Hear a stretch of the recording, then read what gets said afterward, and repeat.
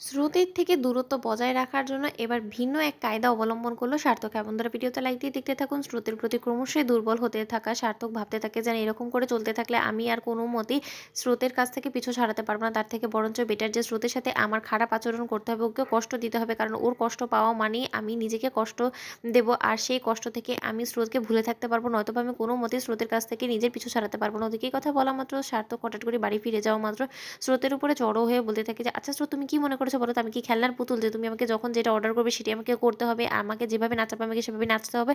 তখন এই কথা বলা মাত্র স্রোত বলতে থাকে যে, স্যার আপনি কি হয়েছে আপনার, এরকম করে আপনি উত্তেজিত হয়ে পড়লেন কেন বলুন তো? তখন সার্থকের পিসিমণি বলতে থাকে যে, হ্যাঁ রে, তুই কলেজ থেকে ফিরেই মেয়েটার সাথে এরকম উঁচু গলায় চিৎকার চেঁচামেচি করছিস কেন বলতো? দেখছিস তো মেয়েটা যথেষ্ট পরিমাণে দুর্বল। তখন সার্থক বলতে থাকে যে, ও দুর্বল হোক বা যাই হোক না কেন, পিসিমণি ওর একটা কথা ভুলে গেলে চলবে না যে ও যে কলেজে পড়ে সেই কলেজের প্রফেসর আমি, আমি ওর হাজব্যান্ড হতে পারি, কিন্তু তাই বলে ওর দাসী নয় যে ও যে যখন অর্ডার করবে সেটা আমাকে করতে হবে। ওদিকে স্রোত বলতে থাকে যে, পিসিমণি তুমি আমার কথা বিশ্বাস করো, সার্থক স্যারের উপরে যে এরকম করে কথাটা আঘাত করবে সেটা আমি কোনো মতেই বুঝতে পারিনি। আমি আসলে বলেছিলাম যে আমার ধারা একা চলা যাচ্ছিল না, তার জন্য আমি সার্থক স্যারের হেল্প চেয়েছিলাম। বলেছিলাম যে, সার্থক স্যার আপনি প্লিজ আমাকে একটু নিচে পর্যন্ত নামার জন্য একটু হেল্প করে দিন। এতটুকু কথা যে সার্থক স্যার এতটা খারাপ লেগে যাবে আমি সেটা বুঝতে পারিনি। তখন সার্থক বলতে থাকে যে, তুমি একবার ভেবে দেখেছিলে যে আশপাশে কতজন লোক আমার দিকে ড্যাব ড্যাব করে তাকিয়েছিল? তারা তো অবশ্যই এটাই ভেবেছে যে আমি বইয়ের আঁচলের তলায় বাঁধা পড়ে গিয়েছি, আমি বইয়ের কথায় উঠি বসি, সেরকমটা তো নয়। তুমি খুব ভালো করেই জানো। শোনো স্রোত, আমি তোমাকে ভালো ভালোই বলে দিচ্ছি যে ১ বছর নিজের লিমিটে থাকার তুমি চেষ্টা করো। তুমি যদি এটা ভেবে নাও যে না, তুমি এরকম করে আমাকে সকলের কাছে ছোট করে দিয়ে তোমার হাতে মুঠোয় করে রাখতে পারবে, তাহলে সেটা নয়। তখন এই কথা বলা মাত্র স্রোত অঝরে কাঁদতে থাকে আর বলতে থাকে যে, স্যার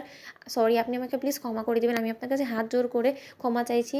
এবার যদি তাতেও আপনি সন্তুষ্টি না হন তাহলে আমি আপনার পায়ে পড়তেও রাজি আছি, কিন্তু তার শর্তে আপনি প্লিজ ক্ষমা করে দিন। আপনি এরকম করে আমার উপর অভিমান করে থাকবেন না। তখন এই কথা বলা মাত্র সার্থক সেখান থেকে চলে গিয়ে ছাদে গিয়ে নিজের উপরে রাগ মেটাতে থাকে আর বলতে থাকে যে, কেনই বা আমি মেয়েটার সাথে এরকম শুধু শুধু চিৎকার চেঁচামেচি করলাম, শুধুমাত্র ওকে কষ্ট দেওয়ার জন্য, যাতে ও আমার প্রতি দুর্বল না হয়ে পড়ে। আমি জানি খুব ভালো করে যে স্রোত, এই সময় হয়তোবা তোমার অনেক পরিমাণে কষ্ট হচ্ছে, তোমার এই দুঃসময় তোমার পাশে আমার থাকার কথা, কিন্তু তার সত্ত্বেও যতই আমি তোমার কাছে যাচ্ছি ততই আমি তোমার প্রতি দুর্বল হয়ে যাচ্ছি। তাই আমি তোমার প্রতি এই দুর্বলতা ঠেকানোর জন্য আমি এখন এই পথ অবলম্বন করেছি। তুমি আমাকে পারলে ক্ষমা করে দিও। ওদিকে সার্থকের বাবা সার্থককে বোঝানোর জন্য ছাদে গিয়ে বলতে থাকে, আচ্ছা সার্থক, তুই কি প্রমাণ করার চেষ্টা করছিস যে তুই ও কাছ থেকে এরকম দূরত্ব বজায় রাখলে তুই ওর প্রতি দুর্বল হবি না? তুই নিজেকে ওর প্রতি দুর্বল হওয়া থেকে ঠেকানোর জন্য তুই ওর উপরে এরকমভাবে মানসিক অত্যাচার করছিস। সেটা ঠিক আছে, তুই স্বামী হিসেবে সেটা করতেই পারিস, কিন্তু তুই একবার ভেবে দেখেছিস যে এটা যতটা না ওকে কষ্ট দিচ্ছে তার থেকে বেশি কষ্ট তোকে দিচ্ছে? তাহলে সে কষ্টটা তুই নিজেকে গায়ে পড়ে কেন দিচ্ছিস বল তো? আমি মানছি যে আমার জোর খাটানোর কারণে তুই ওকে বিয়ে করতে বাধ্য হয়েছিস, কিন্তু এটা ভুলে গেলে চলবে না। তুই যতই অস্বীকার করিস না কেন, তুই মনে মনে ওকে কোথাও না কোথাও ভালোবাসিস, আর সেটা একদিন তুই নিজের মুখে স্বীকার করবি ওর কাছে হাঁটু গেড়ে বসে।